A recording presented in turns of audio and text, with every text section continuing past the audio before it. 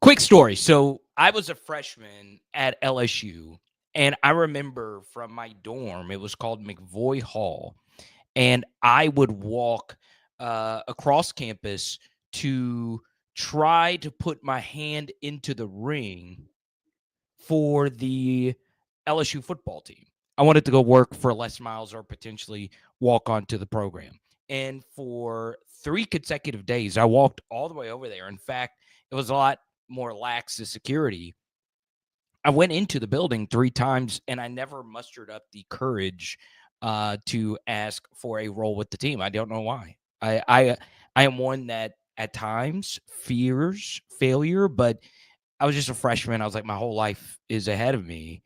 And I didn't do it. It's one of my biggest regrets, and I don't have many regrets in my life. So yesterday, it was weird. I got a text message saying that LSU football just posted something for an analyst opening with the football team. And it's insane. I could show everyone all these messages from fans of this channel over the past couple of seasons. Hey, you should go work for LSU football, or you should go work in college football as an analyst somewhere. And it is my dream. My dream has always been to work for LSU football or cover LSU football. So obviously with this channel, we've been able to cover LSU football at an extremely high level. I'm able to do this full time, cover a team that I love near and dear to my heart, and at the same time cover SEC football on Power Hour SEC and Power Hour NFL as our Tom Brady series continues over there. But you guys know, I pride myself on original film study analysis. I do my own charting of plays, and I pride myself on my own statistical analysis, including our deepest dive as to why the LSU rush defense stunk last year. We were able to team up with a company. It's very expensive data. It's what LSU football uses. It's what a lot of the big teams use. They gave me access. I was able to get on a phone call with this company, and it allowed me to take a look at their very advanced data. And I was able to pick up on a few trends that popped up on film that the analytics actually show was the big issue for the LSU rush defense last year. And it's not just defending mobile quarterbacks, that's part of it. But you guys know, I am in this because I actually do love LSU football. There's a lot of media members that do this because they love LSU football, but some of them hunt for a story. I do this channel because I want LSU football to win. That has always been my main goal, right? It's not to become the biggest YouTuber. Obviously, that's something that I would love to do. I love sports media. I love national media. My two idols are Colin Cowherd and Stuart Scott, and you see a lot of that with our analysis. But I am willing to give up this business if it meant working with LSU football in between the walls of LSU football. I have friends, or I say friends, I know some of the players on the team, know some of the staff members, and I would love to be with the team, helping them win every single Saturday. So I'm just putting my hat in the ring. I know that there are a gazillion more qualified candidates, but I would tell you, and I would look at anybody that actually is making this decision. Obviously, I would be Brian Kelly, but I promise you, there's not a single candidate that you will find that loves LSU football more than me. But like I said, I've never coached. I've never played at a high level. But maybe some outside eyes would be something different. And, our patrons would see in our analysis, I'm not going to share it here. We will at some point, I think, because I don't know if I could just share this publicly, but I shared a few things with a media company called True Media that exposed a few weaknesses with our LSU rush defense. So in the comment section below, you tell me, or in the live chat right now, if you think I am overstepping my bounds. But it would be my dream. And I would take a minimum wage salary. And I also, or if I'd work for free, hell, I also would relocate to Baton Rouge in a heartbeat. It's where my wife wants to be anyway. So look, I love LSU more than life itself, and I want to help this team win. And I do think LSU football has a chance to win a national championship. I'm not saying I guarantee anything. I'm not even that big of a needle mover, but I do believe I could help this team on either side of the football. If I'm in special teams, I can help out there as well. Okay. So, yes, I have applied. They have my application, and you can go apply for yourself. It's for anybody. Huh? Huh? Huh? But I won't post the application because I don't want 1,000 people joining because you're probably more qualified than I am. But it is my dream job. Also, one of my favorite guests will join us a little bit later. You're going to love him. He's going to break down LSU baseball. And it is not Blake Ruffino, so we're going to keep you on pins and needles. I will be on AYS a little bit later. I know we normally do Mondays. We're doing Wednesdays. And there you go. Now, the next thing. I do think this is important. Like we said, at the end of this month, we're giving away a Jamar Chase autograph uniform. All right. You do not want to miss out on that. All you have to do is sign up for the PHL Patreon. That's it. And you get a free Joe Burrow card in the mail, and you get to see our statistical analysis on the LSU rush defense. One thing I would like to share from looking at it all day long, I am a little concerned about our rush defense mentality. What do I mean by that? Well, I think aggression in defense is a little bit overvalued in terms of havoc, which is the main focus of Blake Baker's defense.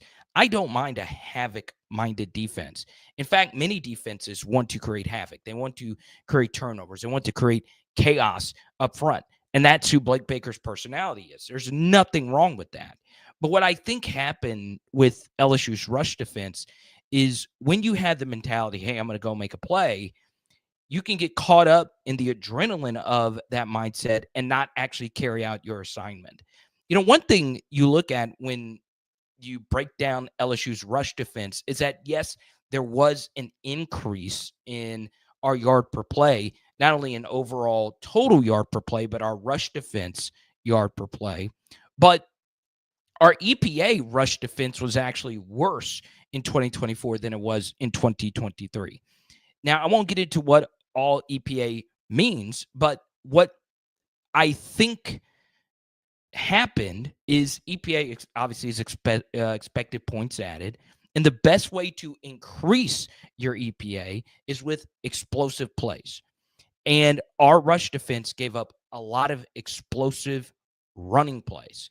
And I truly believe explosive running plays are worse to give up than explosive pass plays. And the reason for that is an explosive run does not require a transition of the football. Meaning, if you are completing an explosive run, everything happens behind the line of scrimmage. Whereas if you give up an explosive pass, you want to defend an explosive pass before you defend an explosive run. That's not what I'm saying at all. But if you do give up explosive passes, guess what? That can actually be dropped. And there are a lot of explosive passes that get dropped. Perfect example. Versus Ole Miss, Trey Harris, the best receiver we went up against last year, dropped a walk-in touchdown. Versus Alabama, it was raining. There was back-to-back passes where one of our corners got beat, and Jalen Milroe missed both of them. But what happened in both of those games? Well, Ole Miss was still able to pull off an explosive run touchdown, and Alabama had quite a few of those. And that's the thing. You don't want to give those up.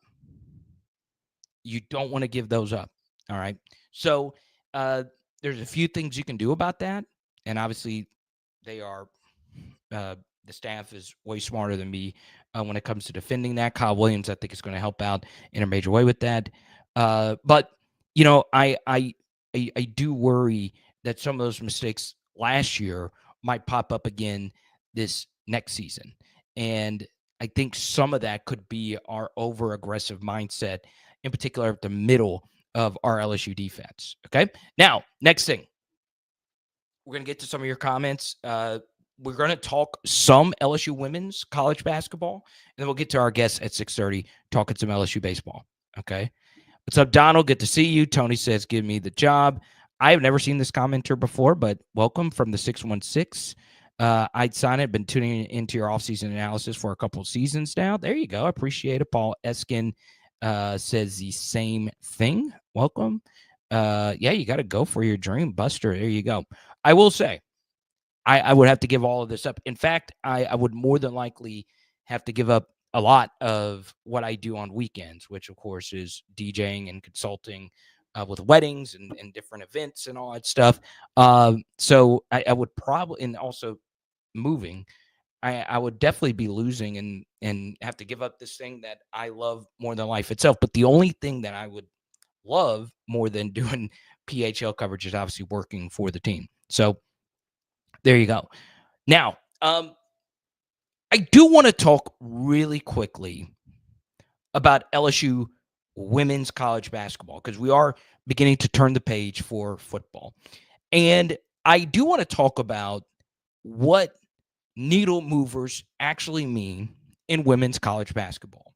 So a few years ago, when Anissa Morrow was in the portal, I went and watched her highlights, and I was like, this is unbelievable. I went and bought one of her cards, one of her one-of-ones, and I was a fan. You can go back and listen. I was like, this is a needle mover in the transfer portal. All right. So today, a fan favorite, last year POA, was granted an extra year of eligibility, and she decided to enter the transfer portal. And while she is a good glue player, and while she did do some really good things here, she's not a needle mover. Samaya Smith, same thing. She's gone. She was obviously a better player than last year, POA. That sucks that she is there, and she could always come back. I'm very interested in her coming back. But LSU did sign a pretty big high school class, and a few of those players played in the McDonald's All-American game. So there was two separate games. They televised a practice scrimmage, and then they televised the actual game. I am not smart enough to break down those players. You guys know I don't ever overstep my bounds when it comes to players I know nothing about. But I saw some of the highlights. We tweeted out some of them. You could check it out for yourself. Power Hour LSU. These players are better than last year POA. All right. A lot of them are perimeter players, so you do need to go out there and go get some bigs. So there was a really good interview Kim Mulkey did with T-Bob and Jacob, and you can go listen for it yourself. Kim was talking about the transfer portal and, how stressing this time is. You lose in the NCAA tournament, and the very next day you are having to transfer, deal with the portal. Okay, and it sucks. It really, really sucks. It's not why you get into college basketball. And I'm not saying it's bad, but it's a hard thing to do as a coach. Not only are you managing your players, you're also managing your staff, your overall offensive outlook and defensive outlook. But what I want to do, and I hope you guys share something. If there is something, because I know there are some people that tune in for still some women's basketball analysis, I want to show you the power of LSU women's college basketball. Okay. So this right now is the second best player in the portal. You saw her a few weeks ago light us up. Tanaya Latson. She was college basketball's leading scorer last year for Florida State. All right. So she is the second best player in the transfer portal, and she plays for Florida State, a not so big women's college basketball program. Now, I want you to notice the amount of followers she has. 28.7K thousand followers.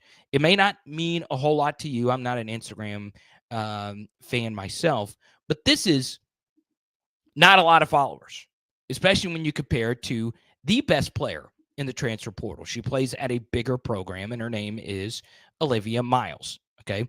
Olivia Miles, 57.4 thousand followers with 51 posts. Okay. Latson had roughly around the same amount of posts. All right. Olivia Miles would be the number 2 player selected in the WNBA draft. She would be number 2, 57.4 thousand followers. She decides to come back and enter the transfer portal. Now, what I'm about to show you is pretty wild. There was a player on LSU's team by the name of Amani Bartlett, and she's been with LSU for 4 seasons, okay? And she did hardly anything on the court. Now, off the court, she was a good practice player, good locker room girl. But where Amani Bartlett really shines is on Instagram. Olivia Miles, number 2 overall WNBA player, 57,000 followers, 51 posts. Latson, more posts than Bartlett. But watch what happens. Amani Bartlett, 46,000 followers. Yo, she does not play. She does not play. She has double the amount of followers as Latson and almost as many followers as Miles. You hear me talk about the LSU brand all the time. You hear me talk about it all the time. Bartlett did not play. 46,000 followers. Last year, POA. 167,000 followers. Now, she does post more. Okay, she does these kind of model posts, which are, good for Instagram or whatever. But that's 100,000 more than the second overall player in the WNBA draft. All right. LSU women's college basketball and just LSU in general. They can change your life. They just do. All right. I would say that to every single player in the portal. If you play for LSU, your brand increases. Haley Van Lith, she was a big star. And even though she wasn't as successful, it added to her story. She became an even bigger star. And then this year at TCU, she was amazing. Same thing is true with Anissa Morrow. Playing for LSU, playing for Kim Mulkey. Kim Mulkey can change your freaking life. Now, I'm not going to sit here and tell you that, hey, you for sure should go to LSU because you're still going to be a star. Latson and Miles will play in the WNBA for a long time or professionally in a long time. But if you want your brand to increase, you go to LSU. You do. All right? It's just that simple. Now, there you go, Jesse. I hope I do too. Carter Stallions. That actually rolls off pretty well. Yeah. I mean, whatever it takes. He actually was in the news today with some of the sign stealing stuff or the Bluetooth. He said there was Bluetooth earpieces that quarterbacks have been using for quite some time. And there was people trying to guess who it was that he was referring to. Okay. Now, a few other things. Remember, it is important to follow LSU players in their next endeavors, especially when it comes to professional sports. Paul Skeens, big day again. Dylan Cruz had one of the more amazing diving catches of the season in MLB. And we posted on Twitter if you want to go check it out. And, of course, I'm going to support Anissa Morrow. I do want to share one thing, and you can go to Believe in Saints, my Saints podcast I do with the Believe Network. I do want to share one thing that will piss you guys off. And it's a very real possibility of it happening. So, as many of you know, Will Campbell is one of the best LSU football players of all time. One of the best. There's no ifs, ands, or buts about it. Will Campbell is being mocked heavily to number 4 overall with the New England Patriots. Here's a problem with that. Now, there are heavy rumors that 2 quarterbacks will be selected in the first 3 picks. So if 2 quarterbacks are selected in the first 3 picks, let's say Shedeur Sanders and Cam Ward, that means the 2 best players in the draft, in the minds of many, Abdul Carter and Travis Hunter will be available. So if that happens, that means Will Campbell can slide. So then you get down to the Jets. Well, the consensus is that Will Campbell is still the best offensive tackle in this draft, but Armand Mimbu is also getting a lot of love from Missouri. They are both athletically, freakishly good. Mimbu probably has a little bit more upside in the minds of the scouts because he has the longer arms. But Will Campbell, to me, is the third best player in this draft class. But this has happened multiple times, and this isn't, Joe Schmo in the basement of their, mother's house bloggers. I've seen two reputable NFL mock drafters have Will Campbell available at pick number 9 for the New Orleans Saints. And guess what happens? He gets passed up. One for an Alabama player named Jahad Campbell. And just today, Field Yates, who to me is underrated when it comes to his NFL draft knowledge, he has the Saints selecting Shamar Stewart. Now, why is that relevant? Well, a lot of you have this idea that the Saints do not like LSU players. The Saints have spent a lot of first-round draft capital at both of these positions. Trevor Penning a few years ago, and obviously Andres Pete from yesteryear, Ryan Ramczyk in 2017, and then just last year with Talise Fuaga. But the Saints also like to take toolsy pass rushers in the first round with Marcus Davenport and, of course, Peyton Turner. And Shamar Stewart and Jahad Campbell are not the cleanest pass rushing fits. Campbell played, of course, some as an off-ball linebacker at Alabama, and Shamar Stewart is a very freakishly athletic defensive end. In fact, per RAS, he is the most athletic defensive end prospect of all time. And he obviously had a good game versus us. But truth be told, I would be furious if the Saints have a chance to select a North Louisiana LSU 3-year player. Now, why is that North Louisiana part relevant? Well, you have a huge fan base in North Louisiana. Saints have the entire state on lock. Now, I will say there are quite a few people in Shreveport, 2 hours away from Dallas, that are Dallas Cowboys fans. But outside of that, it is still a New Orleans Saints state. Taking Will Campbell in that spot is what I would do. It's what I would do.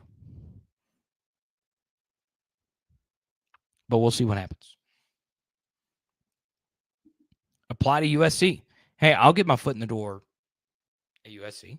Shout out Cody Worsham. I don't mind. But my dream is to be at LSU.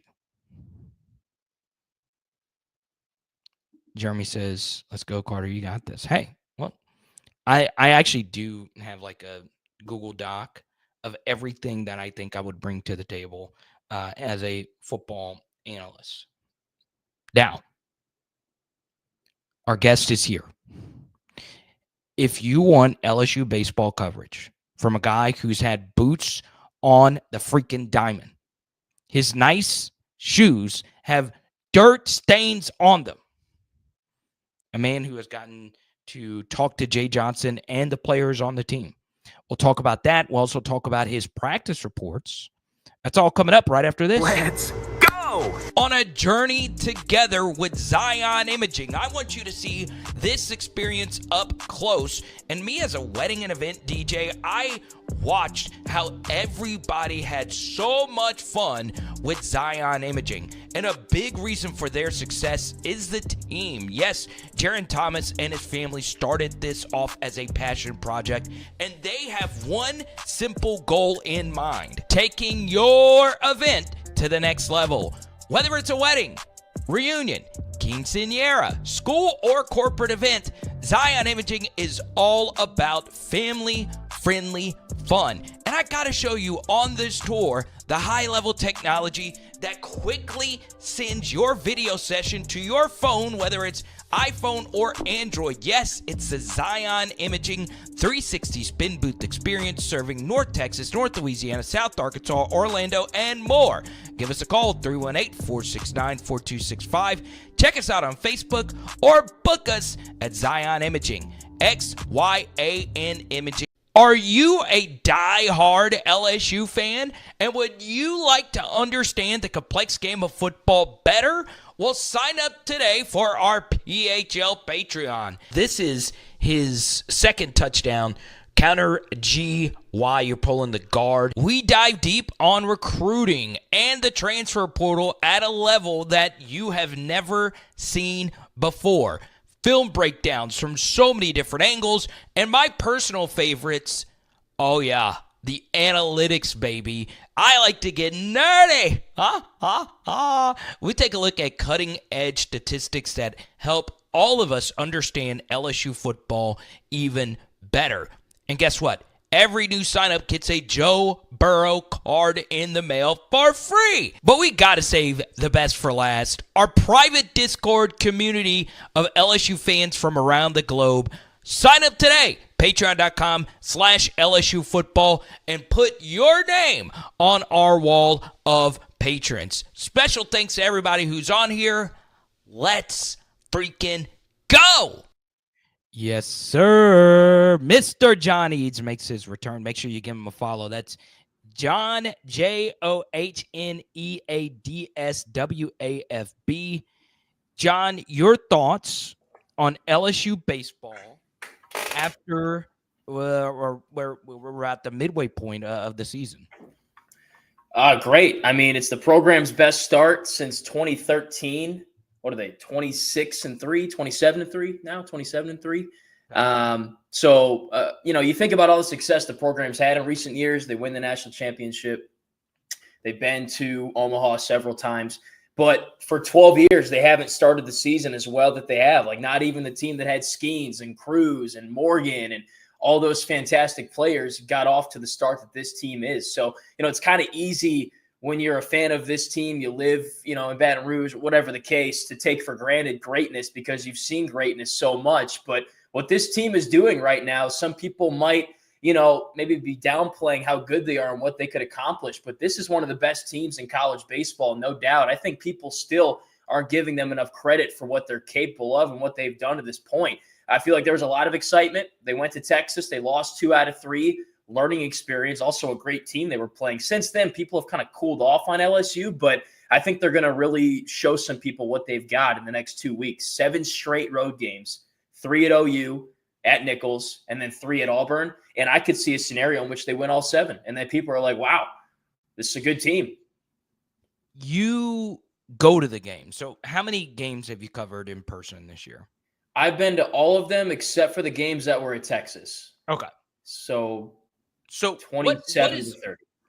What is the biggest difference? Because most of us just watch on TV, right? What is the biggest difference you see from actually watching this team? Does it feel like you are witnessing something special when you're around these guys? I think so. Like, you get the combination of championship players, and at LSU, you're going to get that every year. Like, on paper, you have Jay's not going to let it be the case where it's not. Players that can win you a championship at every position. He works way too hard for that not to be the case. The way he recruits kids out of high school, recruits them away from the draft, out of the transfer portal as well. He's always going to have championship level players in some form or fashion. This year's team, I don't think, has any stars. There's no Paul Skeens, no Dylan Cruz, no Trey Morgan. It's just a good collection of very good, disciplined players. But what they also have this year, I think, are championship people, like the personalities, the togetherness. Like, they are a team. They love being around each other. They're always joking around. They're playing loose. And Kason Evans did an interview with Mike Dupp recently, and a lot of people kind of got this vibe. I was around the team a lot last year. It didn't seem like they were as close as they are this year. And there's so many reasons for this year's team not to be close. They have so many different guys that could play at any time. They're always competing for playing time. The lineup in a lot of ways is different every time they take the field, but nobody really cares. It's like, I want to see my brother ball out every night, and his success is my success and vice versa. So I think they've got the skill needed to make it to Omaha to win a championship. But they've also got the intangible stuff, teamwork, chemistry, caring about each other, helping each other. So I think that's the biggest thing being around this team. And everybody's so friendly too. Before the game, they're all loose, they're ready to go, but they'll take a couple minutes to chat with you. And it's just like, cool guys. What to you is your biggest concern with this team? I think right now it's the bullpen because you got the whole Gavin Guidry situation. I'm sure you've seen a couple things about that. He's been injured the whole year, basically. He hasn't played at all. And this is a guy that we all thought would be a big component of this team, and he hasn't pitched a single pitch in a real game. So my concern is the bullpen because I like the starters they have. I think Cade Anderson's been great as the Friday guy. Anthony Ianson has shown flashes and has consistently gotten better as the Saturday guy. Chase Shores is getting there as a Sunday guy, and a lot of teams will love to have a Chase Shores as their Sunday Game 3 pitcher. I like Zach Cowan. He's typically their Friday guy that will come out and pitch 3 innings, 4 innings, whatever's needed to win that game. Kason Evans does the same on Saturday. What you don't have is that on a Sunday. And I think the position LSU is in is one that a lot of teams would crave to have, where you could realistically pitch 4 guys on Friday and Saturday and have a really good chance to win. And obviously, when you go into a series, your goal is to win, but also to sweep, because why not? So I think that there's still a couple of situations in which on Sunday there could be some guys that step up, like Shores has been decent, not necessarily dominant. So on those days, you're kind of just piecing together whatever you can to win. And right now, I think they're lacking kind of that third option out of the bullpen. They're also lacking a consistent left-hander out of the bullpen. Like Cowan and Evans are both righties. Right now, they don't have a guy that's left-handed like Griffin Herring last year that can come in and give you 2 or 3 innings, throw strikes, get outs. So I think that's my biggest concern is finding a left-handed arm. It's not necessarily, a thing where it has to be a lefty, but you'd like to have that versatility. Above all, they need to find more guys that will come into the game, get the guy out there assigned to come in and get out, throw strikes, and keep the game moving. You've been to a lot of LSU football practices. I could break down all the stuff that you guys film and we do, but you're able to also go see some things that aren't able to be shot. So give me 2 plays that you've seen in scrimmages, or it could be a one-on-one matchup that has stuck out to you that you think the audience needs to know about. It could be on any side of the football. Yeah, I think one, and I've mentioned this before, maybe it was on Blake's show, or actually it was the Tiger Bait show, I'm sorry. It was the rep where there was actually video of this when DJ Pickett got beat by Barry and Brown off the line, right, downfield, and he recovered, caught up to it, used his arm, and broke up the pass. That was so impressive to me.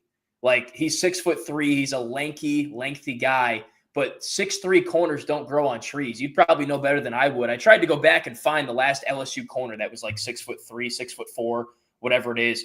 I went back to 2018 and I was like, all right, I'm bored of this. I'm done. Greedy Williams was like 6'2". I was like, all right, that's the closest comparison I could find. You could probably think of a better one. But they haven't had that kind of length defensively and the playmaking ability and the talent that he has. So I expect him to be a big contributor for this defense early. That was a huge get on the recruiting trail. And I think it's going to pay dividends because the secondary has been a huge issue. You've focused a lot of your film reviews on issues there, I'd imagine. Yeah. So, and then another play I liked was kind of dumb, but they were like doing red zone stuff against the scout team. And Bauer Sharp, I think, got either was a handoff or a direct snap and ran it in. And I was like, wow, that's very creative because he was like a wildcat quarterback kind of guy way back when he played for Southeastern. And I think they're trying to find some of that kind of creativity to open up the run game to turn 3 points into 7 points this year. So they're doing direct snaps to Bauer. Caden Durham's getting direct snaps. Caleb Jackson, they're doing end arounds. I think they're really trying to find some different ways to punch the ball in because there were a lot of 4th and short situations they failed on last year. Florida, USC, and even if you get a couple of those things to go the other way, maybe you sneak into the playoff last year. So those are probably 2 I would say. John Eads, our guest, WAFB. I know you're excited that our mutual friend Jacques Doucet got his Twitter account back. Yeah. Everybody on the planet had to hear about that, and rightfully so. If I had 90 gazillion followers, I'd be sad about that as well. But you guys got to go follow John. I love your reporting. What position group has surprised you the most when you've attended LSU football practice up to this point? Well, I have a lot of different answers, honestly, which is Well, the probably a floor good is thing. yours, man. It's Power Hour LSU with John Eads right now. Go on ahead, buddy. This is your show. I'm just happy to be Yeah. on it. I appreciate it. Well, the first position group that came to my mind was offensive line, in the sense that they brought in some transfers, but the guys that are back from last year's team that played well in the bowl game have looked really good. And like, they brought in Braylon Moore, they brought in Josh Thompson, guys like that to take starting jobs, to take snaps. They paid them money to do that. But the guys that are back from last year's team are like, hold on, I don't want that. Like, that's not how it's supposed to go. Like, it doesn't have to go that way. Like, DJ Chester has done an incredible job at center. Like, he's not giving away that starting gig to Braylon Moore easily, if at all. He's going to make him earn it if he's going to earn it at all. And then, the same thing with Paul Mubanga and Cohen Eccles and the guard positions and Weston Davis and Tyree Adams. Like, I think there's a lot of competition there, and it's only going to help this position group because they're going to really find who the best five are. I've loved the energy from the players, from Brad Davis, and they're the closest to us, the area where we're allowed to film us. So we've certainly seen a lot of them there. But shoot, I've also liked how the tight ends have looked under Alex Atkins. He's doing a lot of good teaching with them, along with the tackles, doing combination drills. And obviously there's a lot to like in there with Trey and Bauer and Donovan Green. But the edge group too, like, it's big. Like, those guys come and they do some bag work in front of us, and every guy is like college body, like NFL level body, like 6 or 7 of them, like super deep.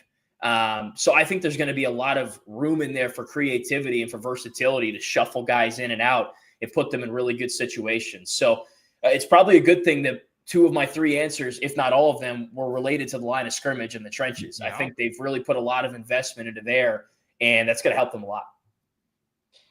So you've gotten to see some of the players like go through rehab with the WIT weeks and all of that. And those guys are such big needle movers that you can't really take too much away from spring.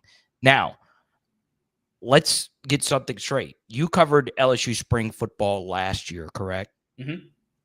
And now you're covering LSU football, spring football now. Do you feel, with the national media's attention towards the, I guess you could say, validity of spring football, does it feel different for you when you're covering it, or do you think it's still the same intensity as normal? In terms of, what do you mean? Like, do you think spring football means less, if you will? Does spring football feel less important this year at LSU than the year before in your mind? I think it's very important. And you can kind of sense that from what Brian Kelly's doing, the way he's moving around practices, the way they're changing how they're doing the spring game.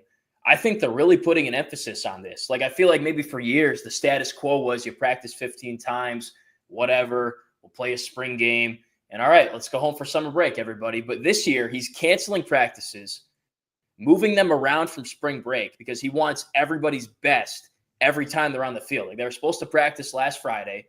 They were supposed to practice, this coming Monday after break's over for these guys, and he's moved those to after this open spring practice thing that they're doing.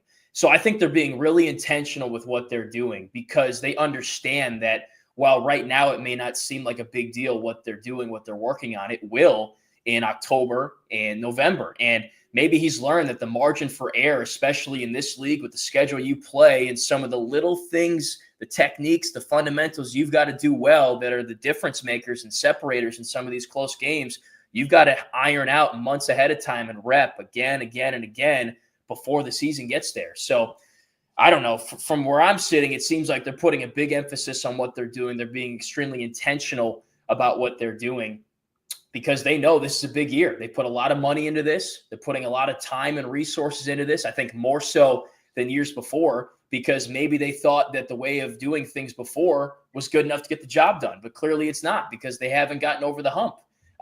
So I think that they've done a great job making it feel important. And with that said, all the guys that are injured, I think there's a lot of guys getting a lot of valuable time this spring that's really going to help them this fall. Devon Keys, West Weeks, CJ Ross, Ty Singleton, especially in that linebacker room. Blake Baker said usually those kind of guys would get 5 reps in a practice, live, whatever. Now they're getting like 30. So Yeah. that's encouraging too. Yeah, and that's how I felt too about it. I really do feel that there's a different intensity in the spring because of the transfers. And the way I've understood this, this has been relayed to me by some of the players and one staffer, that there are transfers. A guy, let's say like Jack Pyburn and Mansour Delane, these are adults. These are guys, in particular Delane, who is very experienced. This is a business year. They have one more year of eligibility. There's a lot of money on the line for them. They're also getting paid a lot to be on this current roster. John, when you're at practice, do you back that up? Do you feel that those guys have raised the standard for some of the other guys that have been here for a little bit? I think so. And everybody's kind of culminating into one team, which is what you want. But those guys have come here, put on the new jersey, the new helmet, the new colors, and they've acclimated quickly. Very business-like approach. You don't see a lot of antics. Of course, they're out there having a little bit of fun and stuff, and obviously you want to see that. And like you've said in the past, they brought in some of the same guys. Omar Spates, players of that caliber. I don't know, Denver Harris, guys that wanted to come here and succeed so they could move on to the next level, whatever the case may be. But I think that now that Brian Kelly and his staff have gone through this a couple of times, they've understood kind of how to vet these guys and what to look for. What's the correct type of player to bring in to the program? Maybe they're a great football player, but are they a great locker room guy? You kind of want the best of both worlds there. And Blake Baker talked about kind of what their process was looking for these guys in the portal. They had to be a fit in a lot of different ways. Same thing with the coaching staff when they were looking for their D-line coach. Like Kyle Williams had to check a lot of boxes and fit a lot of parameters that Blake Baker was specifically looking for. So they knew exactly what they wanted out of the portal. They knew exactly what kind of areas they needed to fill. What their goal is to shorten that bridge and make it stronger, I suppose, between the high school guys they brought in and the guys they're getting out of the portal. And I think this is a good year to see that really come to fruition, like how they've recruited out of high school. And they've been, pretty active in the portal every year. But maybe, this is a better year in the sense that they know exactly what their weaknesses are. They get guys to fill those weaknesses instead of adding some depth. And they've also brought along the high school kids over the last couple of years while they built this program as well. So I certainly think, to your point, these guys are here. They're on a mission. This is kind of like the NFL. You're paid a contract to join a team. Your goal is to win a Super Bowl. Your goal is to get to the next contract. They're here knowing exactly what they need to accomplish. Shoot, look at Garrett Nussmeier's mic'd up session. Like, he made a little joke with Jack Pyburn. Probably dumb, probably stupid. Jack didn't even, laugh at it. Like, it's as if he wasn't even talking to him. The guy's just, so locked in right now, I feel like, to what he's doing and to being here and succeeding with this team and taking it personal. The quarterbacks have looked like what? Well, some days that we've been there, it's been super windy, and I think that you've mentioned that in some of your practice reports. So sometimes it's difficult to really get a sense of what they're doing, and sometimes they do 1-on-1 and 7-on-7, and we can't really tell if the defenders know what the routes are that the receivers are running. But I think Nussmeier's looked good. He's been using his legs more. They've been trying to get him out in space, roll him out, change up some of the protections, and for the most part, he might make a bad throw every now and then, but then he'll make some other throws that are like, wow, that was unbelievable. How do you fit that into that window? Michael Van Buren, haven't seen a ton of. I thought he was a little bit better of a runner than he actually is. For some reason, I thought he ran for hundreds of yards at Mississippi State. He kind of looks like he could. He kind of has the build for it. Haven't seen a ton of him in practice, enough to make an opinion, but I think there's some things there that you're intrigued about. And then Juwan Johnson, same thing. As the third quarterback, you're not getting a ton of reps. I will say there was one practice where we were all kind of chatting and whatever because they were scrimmaging on the other side of the field, and it was hard to see what the heck was even going on over there. It's like watching ants in an ant colony or whatever. But everybody kind of turned their heads and oohed and awed when he was sprinting down the sideline in an 11-on-11 drill, juking guys out, running like he was, I don't know, like Michael Vick, So there's some of that big playability for him if he gets the ball in a quarterback draw and gets out in space. That was a 40 or 50-yard run, and he put his shoulder down. He's not wearing one of those red jerseys, man. He's full contact. So I think there's some intrigue there into what he could do. John, I think you have thick skin. So have you ever gotten this doppelganger before? No, I haven't actually. All right, do you know who this is? You're younger than me. Yeah, that's the guy from the cooking show, right? No, there's a guy that looks just like him from the cooking show. I forget what his name is. Oh shit, that is so good. No, I got him just slobbering all over myself. No, You know who I'm talking about? Like, yes, no, it's not Gordon wait, Ramsay. is That's that? not. That's not. That's not. All It's right, not so Conan. you're in your early 20s, right? Yeah. Okay. Oh boy. Let's see. I don't know if you really look like I oh see the resemblance a little bit. I, Obviously, I, I got a haircut, so not now, but yeah. right. No, this is a singer by the name of Sugar Ray. Well, actually, Oh, it's okay. Mark McGrath of Sugar Ray. Got it. I've Uh, heard that name before. oh, it's he's not NBA young boy. Yeah. Their music is A not really little different. a little, A little lot of but people say I look don't like listen to no, go on. a lot of people say I look like the guy from Beavis and Butthead. So, No, I well, don't I see. looked a little bit different at the time, probably. Oh, okay. Yeah. All right. Yeah. Yeah. I look, I go listen to some Sugar Ray when it's over. It's Sure. a different it's a different era. But it came in from a friend of the channel, Semper. Ah, But I'm glad you have thick skin. I feel like I know you a little bit. I don't think I yeah. would have pulled that on the first appearance here on Uh, radio. nah. So what is I asked you this the first time. So what since it's our yearly check-in here, what is the local TV life like for you? Yeah, it's a lot of work. Especially, between January and March when you got basketball and Yeah. gymnastics and baseball starting up and stuff like that. And beyond that, you have your basic responsibilities: go to events, go to press conferences, anchor the news, things like that. But in some other ways, Jacques done a great job of this for over 2 decades. You can kind of make it what you want it to be. Like if you want to post a lot on social media, if you want to share things, if you want to do extra work, like you can, like sports is nonstop. There's a ton of personalities. There's a ton of stories. Like it's a never ending list of stories out there to be told and people to meet and connections to make. And, as much as you want to attack those and get involved in those, you can. So I've tried to take after him. And, I'm 23. I don't have any kids. I don't have any pets. I'm not married. So pretty much every moment I spend during the day, if it's not, catching up on human things like paying bills and cleaning and stuff, is something job related. So listening to a press conference or watching some of your film reviews or listening to, some of the power hours or Blake's show, kind of just catching up on kind of what's kind of the pulse of the community right now. What are people talking about? Because things change every day. People enter the portal, coaches retire, new teams are made. There's another game to preview. It's 24/7, 365. So Yeah, you do a great job. Likewise. A lot of people know this. I'm very particular about like I'm just a sports media nerd. And I like people that do good work and you do great stuff. I will say I do think Jacques will be disappointed in him being a hardcore rock guy. Now it's a different kind of rock that he likes that you did not know Sugar Ray. That's okay. Mark McGrath had a freaking stranglehold on America. When was that, Simper? I think it was mid 2000s. Mark McGrath, what was that guy? This would be my last question for you. All right, so much has changed with name, image, and likeness.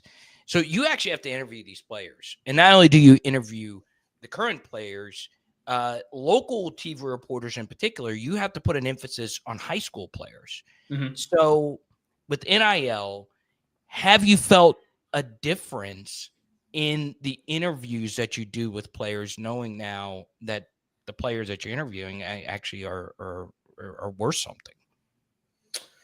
Yeah, I mean, I don't know. I kind of just try to get to know the people as they are, and all of that aside. I know people get paid money to play the sports now, and that's cool, I think, and they deserve to be paid. I think they've always deserved to be paid. like that. But I'm more so interested in, who makes you who you are. Tell me more about the side of you that people don't often see. Not the guy that's catching the passes, but how'd you get into football? Who are your parents? What do you like to do off the field? Like there's so much more to people than names, numbers, and the uniforms they wear and stuff like that. And a lot of the time, who they are off the field makes them who they are on the field. So it's kind of been cool to, on the baseball side of things, I feel like baseball is low key one of the realms of college sports that's still pure in a lot of ways. I agree. Because you don't see as much movement in baseball. I feel like guys transferring, guys moving around. Like I feel like you see a lot more of guys staying in programs for 2, 3, 4, 5 years. And baseball doesn't get the kind of money that football and even like basketball do. So, it can be difficult sometimes to learn new players every year and, see guys come in as almost as if they're like free agents on 1-year deals. And it's like, well, I mean, can we even develop a relationship kind of here? Right. But I've found that, at least the people that come to LSU, like they're super excited to be here. And it's not like a stop in the road for them most times. It's their destination. And they carve out their own brand here. And then they take that like an Isamoro and they move on to the next level. And it was a win-win for everybody. I love it. I didn't know you were a Cuse alum. I am, yeah. I had no clue, man. Here's the thing that's pissing me off about NIL. All right. The traditional basketball powers are getting pushed out by the SEC. And it's bad that I say this because I'm an SEC guy. I have an SEC channel. But once again, this comes from the Mark McGrath era. This is a little bit before your time. But I want college basketball programs to be elite that don't have a state in their team name. Okay. Right? So Syracuse not being good in men's college basketball is unacceptable. Yeah. It's unacceptable, John. It's been like that for like, I don't know, 6 years now. It's bullshit. Really since NIL started. Yes. They haven't really invested in it, kind of like LSU for a while. Now they've changed that, obviously. Right. And I don't really understand it, frankly, because it's not like there's an LSU football or a women's basketball taking some of the money. Like they just don't have money, I guess, at Syracuse. The football team is doing better than the basketball team. And when you think of Syracuse, you think of basketball, respectfully. They've had some good football players and teams over the years, but yeah, it's a shame, man. They had a big booster who's worth millions of dollars who wanted to help them out with NIL, and they basically cast him to the side and said, we don't want to be involved in that. And, well, they struggle to win 20 games every year. That's why. Well, look, it's a good time to be Syracuse. Is it? Like that. Well, Carmelo goes to the Hall of Fame. It was announced today. And then I think Kiyan Anthony has fallen in his footsteps. Mm-hmm. So that should generate some buzz. Fran Brown is generating more buzz with football than basketball right now. I don't like that. You're a basketball school. I know. Basketball is better when the Syracuse Orange and that God forbidden 2-3 zone is dominating the NCAA tournament. Once upon a time, we were good at both at the same time. Donovan McNabb was there, and in the 90s, Syracuse was a power at basketball. So both can be good at the same time. I don't really know what their problem is, man. They just very mid every year. I watched maybe one game this year. It was against Tennessee, funny enough, and they got the doors blown off. And I'm sorry for keeping you and then hearing my. Oh, I got nowhere to be. I'm good. But it's like I need Georgetown to be good again. Yeah, in that when Sugar Ray was at the pinnacle, John Thompson was running stuff. Then of course you have like Seton Hall. You have a lot of these programs that are just random. There's no business for Villanova sucking. No business. Yeah, seriously. Villanova, and obviously they went Butler too. Yeah, Butler. Yes, yeah. Butler. I need these no-name programs or these no state in their title. I don't want to see Alabama in the Elite Eight. I don't want to see Florida in the Final Four. Yeah, boring. Your football programs. I don't want you in. I need basketball programs to be great. Yeah. I need football programs to be great. Sorry for me being a traditionalist. I'm with you. Follow him on Twitter at John Eads WAFB. Let him know you enjoyed us, and we'll get you back on pretty soon, man. That sounds good. Good luck with your analyst application. Love the film reviews. I think you're very deserving. And if you I need a playbook, let me know. This is my master list for when I take Western Michigan to the college football playoff in a couple of but years. okay, with the wait, are you doing that on the video game or Yeah, just yeah. okay, Xbox. good. Yeah. How's it going? It's good. We're in year 4. We're 8-1. We're Okay. ranked 22. All we got to do is win out, and I think we're in. So I love it, we'll man. see. All right, Eads, we'll talk soon, man. Thanks for having me. I appreciate it. John Eads. I love it, man. I've always been a fan of WAFB as well. Y'all want to know a tough life? Local TV is a tough life. You would have to pay me a lot of money to, and I never actually took a local TV job. So when you go and get a sports journalism media degree, if you do broadcast journalism, they train you to be a local TV reporter. And once I started doing that, now it helped me a lot. It taught me basic editing and all of that. I said, I do not want anything to do with local TV. It is so hard. It is so unfreaking believably hard to do that job on so many different fronts. John Eads does a good job. I'm not just saying that just to say it. It's not easy. St. John's is bad because they went out there and got themselves a coach. All right. I need my traditional college basketball powers to be elite. Quit messing around. All right. Marquette is still good. Why? Because they got a really good coach. Now he sucks in the tournament. But you guys know exactly what I'm talking about. You know the programs I'm talking about.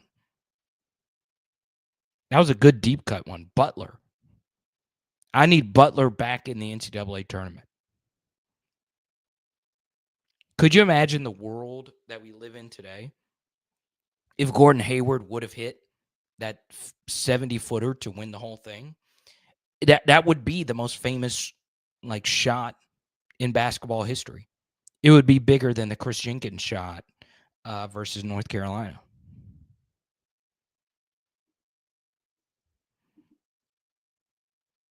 Hey, you want me to come do some concrete? I'll come do some concrete. You know, one thing, I became friends with this guy randomly on Twitter. I say friends, we've only DM'd a few times, that cuts out tree stumps for a living. I've always wanted a blue collar kind of job instead of content creation. All he does is he doesn't cut trees, he just cuts the stump. It's always bothered me why tree companies will cut your tree out, but they don't dig out the stump. Why would you not finish a job? You know, in every walk of life, you go all the way through to a completion. Okay. Stump. If you're getting the tree cut, stump it out. Yes, stump grinders. All right. We'll take a few more. I do have to do Blake's show at 7:30. Okay, so they do both. I've never cut a tree out of this stump out of the ground. So is cutting the stump that much harder? I know you got to have a device to get in there. I don't know. George Mason. But yeah, Duke. Duke is obviously the perfect example of this, but they've never not been great since the Coach K days. Let's go to King Blood Shizit 337, holding it down in the Laffy. Hope my Bengals draft Swinson, Emory Jones, Josh Williams, or Zy Alexander. Braden Swinson to the Bengals actually makes a lot of sense. More than likely, the Bengals are going to select a defensive lineman at pick number 17. There's going to be a lot of interesting defensive linemen available to them at pick number 17. One thing that's interesting about Braden Swinson to the Bengals is you do not have to worry about character concerns with Braden Swinson. there are quite a few defensive players that have some character red flags attached to their name that could be available at pick number 17. So let's take someone like James Pierce, probably the biggest character red flag of any of the first round draft prospects. So James Pierce, in the minds of many, could have been the number one overall pick. He had an up and down year this past year at Tennessee. It was not bad. It wasn't great either. But he has so many character red flags. So many. He's going to be available for the Bengals at pick 17, more than likely.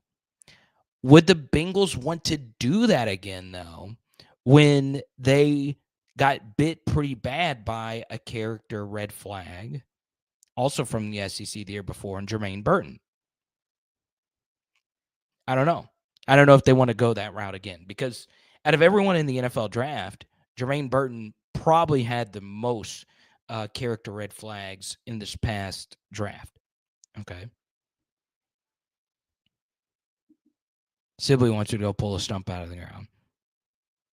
But yeah, it's an interesting guy. His name is Tree Stump Tie or something like that. Okay. Let me see. I've DM'd him a few times. It's so interesting. Tyler Mumford, the stump guy. I don't know why I'm even promoting this guy. Cuts out tree stumps in, I believe, Utah. Look at him. He looks like a tree stump removal guy. Replacing his $175K job a year to create a stump grinding business. I've been so fascinated. Not that I'll ever do something like this in these like off the wall kind of jobs. I watched a guy in Phoenix. I watched his YouTube videos for 2 hours the other day. He makes $800,000 a year installing Christmas lights. Yes, $800,000. He averages 3.5K per Christmas light job in Phoenix, Arizona. $3,000 to put up Christmas lights. Makes $800K over a 2-month period. That is insane. But I followed the tree stump guy. It costs $50,000 to get a tree stump machine. $50,000. So if I did tree stump removal, I would need $50K, and I would have to go get some steel toe boots.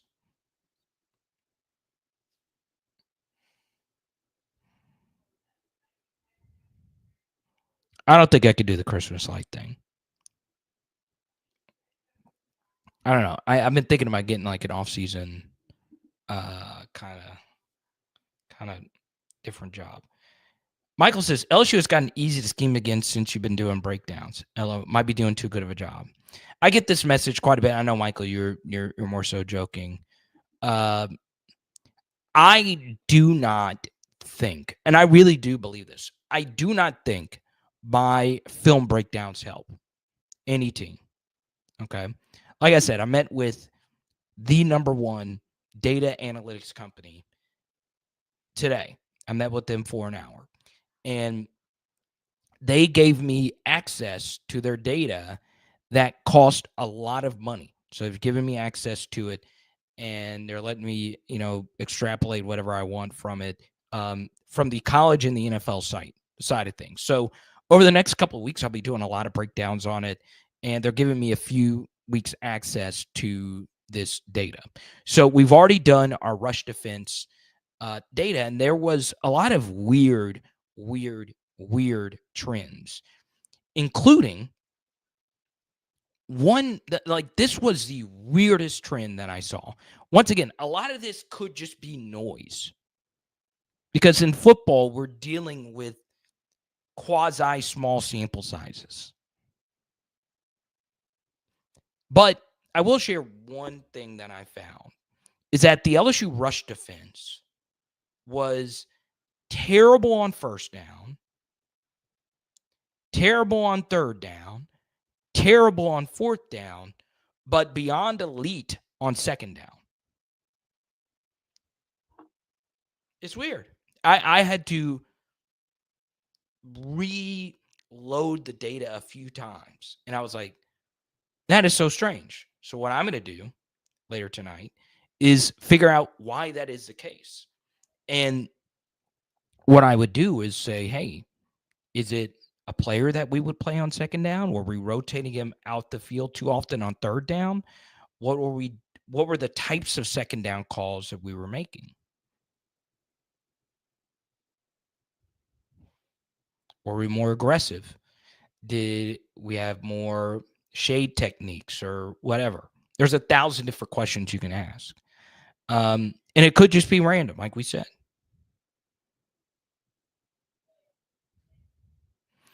One thing that comes to mind is, and this is what I will always go back to about last year's LSU's rush defense, is that they didn't solve a big problem with the rush defense from the year prior.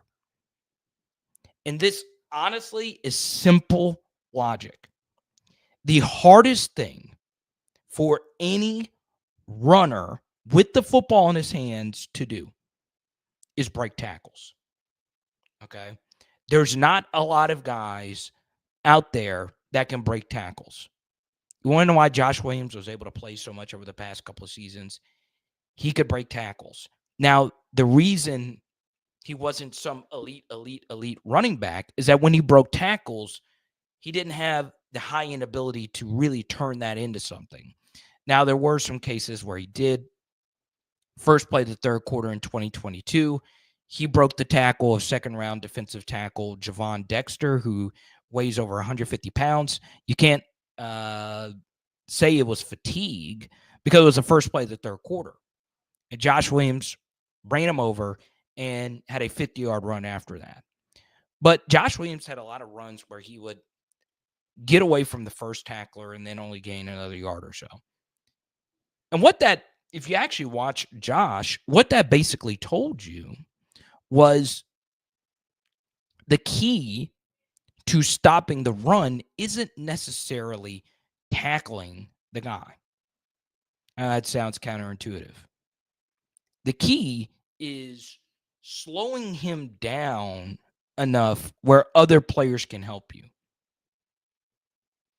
Because my biggest complaint about the LSU rush defense is that it wasn't that we gave up yards. You're going to give up yards. All right. Jalen Milroe is arguably the most powerful runner we have seen at the quarterback position since Cam Newton. Okay. He's going to run on quite a few people. It's that you got to make it difficult. You got to make him run through your arm tackle. And go look at the explosive runs we gave up. They weren't the runners doing really anything revolutionary. They were running through clean gaps. All right. Now, there was one criticism of the 2023 LSU rush defense that everybody made that Blake Baker did indeed fix. So our rush defense was still bad last year, but he did fix one big thing. Go sign up for the Patreon and you can see it for yourself. It's a 15-minute breakdown.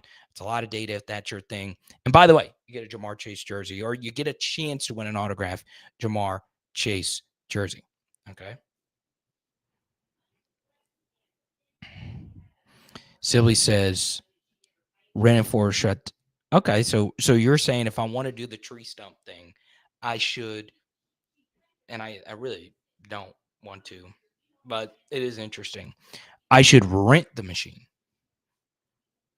One of my best YouTube buddies is a power washer, very successful power washer. He's been a big supporter. We wouldn't be here without him. And man, I love power washing, or I just like watching power washing jobs get done. Okay.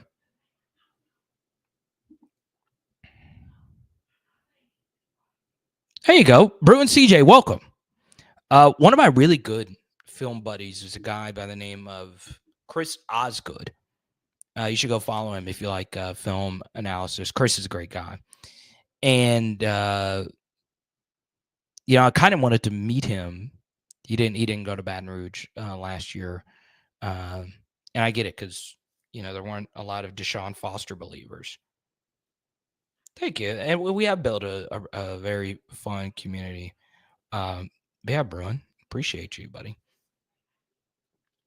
Tell Deshaun Foster. I'm open, but welcome, Bruin CJ.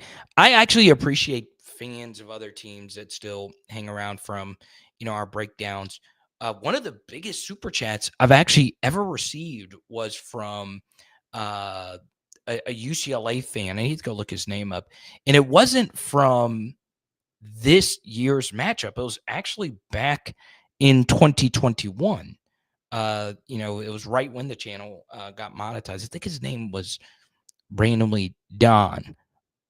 But here's my problem with UCLA football. All right. Obviously, our biggest rivalry with UCLA is women's basketball. They make their first Final Four. They beat the team that they lost to the year before. You were the better team this year. I'll give you guys that. I was proud in many ways of how hard we fought in that game. Like I said, that girl off the bench was just too good. She didn't shoot the ball one time versus Ole Miss, and then versus us, she went prime Kevin Durant on us. But man, UCLA football. I will never get over Kenny Young, the 4-star linebacker out of New Orleans, because we wanted Clifton Garrett. Who remembers Clifton Garrett, the 5-star at Illinois? Man, Clifton Garrett was not good. Kenny Young was very good, and Kenny Young is still in the NFL. Actually, he's a free agent now, but he played in the NFL last year. He was a class of 2013 recruit. I'd have to go look this up. Who remembers Kenny Young? Now, if you're from New Orleans, you definitely know who Kenny Young was. That dude was a freaking monster. His high school film. I remember when I was younger, someone sent me a video of a few highlights. I was like, this is a dog.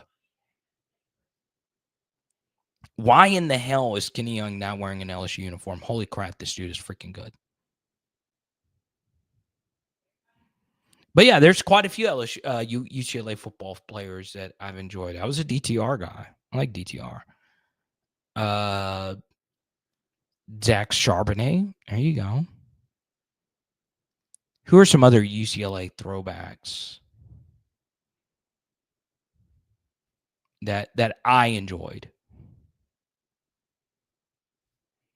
I'm bad with coming up like just random. A little Troy Aikman. But who's one that I would say that I deeply enjoyed? Let's see.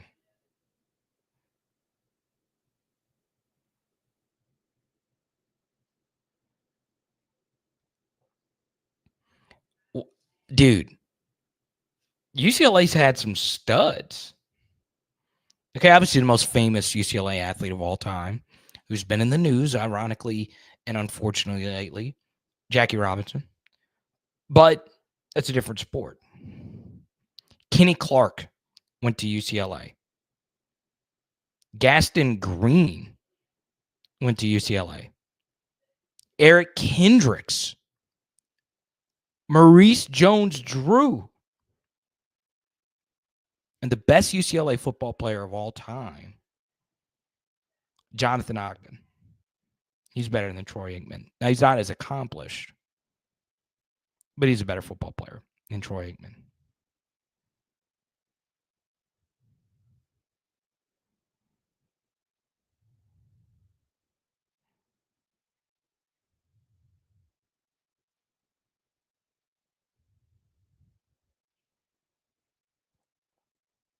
Now, say it's Jackie Robinson. I mean, some would say Kareem, but it's Jackie.